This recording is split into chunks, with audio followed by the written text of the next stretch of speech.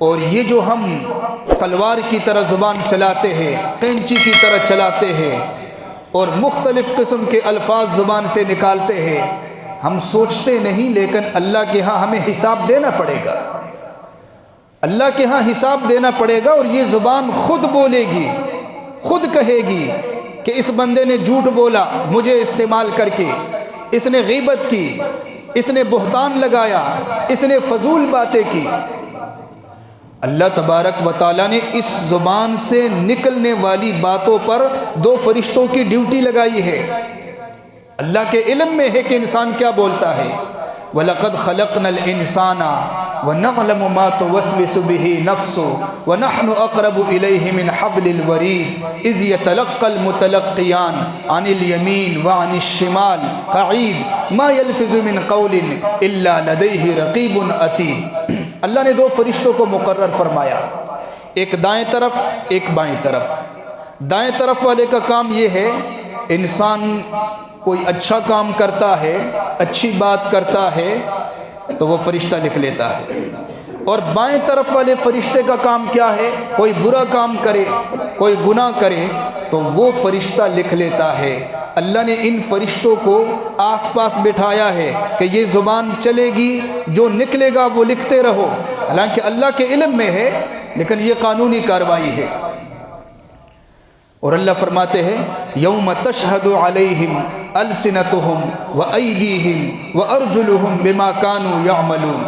حشر کا میدان ہوگا، یہ زبان خود کہے گی، خود بولے گی اپنے بارے میں، اور پھر اللہ تبارک و تعالی ہاتھوں کو حکم دیں گے، ہاتھوں کو قوت گویائی عطا فرمائیں گے، ہاتھ بتائیں گے خود بخود اللہ کے سامنے کہ اس بندے نے میرے ساتھ یہ گناہ کیے، یہ گناہ کیے، اور پاؤں بھی گواہی دیں گے۔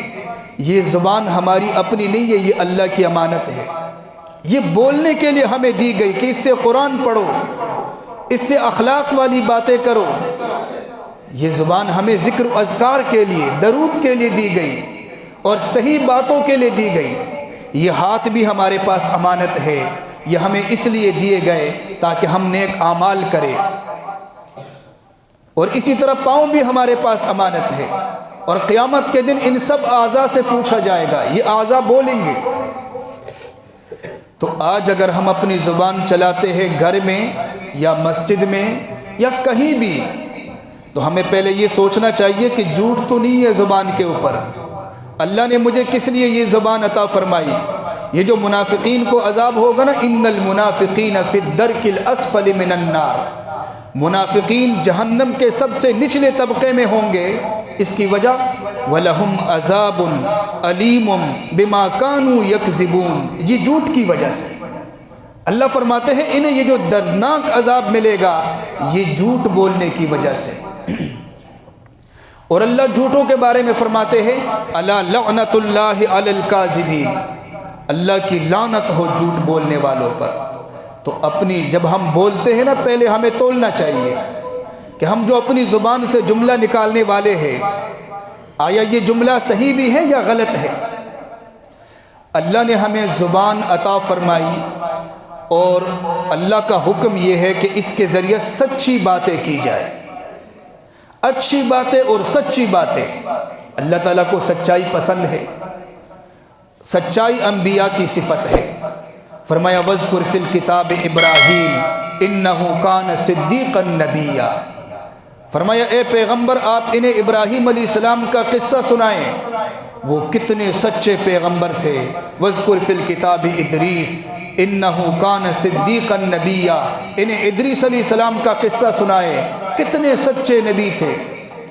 اور جب نبی علیہ السلام کو نبوت ملی 40 سال گزرے تھے، تو فرمایا لبثت فیکم عمرا من قبلی، لوگوں سے فرمایا بتاؤ 40 سال میں نے گزارے ہیں، اگر میرے دامن پر کوئی داغ ہو تو نشانہ لگاؤ، نشاندہی کرو۔ اگر میں نے کبھی جھوٹ بولا ہو، اللہ نے ابھی نبوت کا تاج پہنا دیا لیکن 40 سالہ زندگی آپ کے سامنے ہے، بتاؤ۔ تو کفار کی زبان سے یہ گواہی نکلی اور انہوں نے کہا جربنا بک مرارا ما وجدناک الا صادقا و امینا۔ ہم نے بڑا آپ کو آزمایا لیکن ہر موقع پر آپ کو صادق اور امین پایا۔ آپ نے کبھی جھوٹ نہیں بولا، آپ نے کبھی خیانت نہیں فرمائی، ہر موقع پر صادق اور امین۔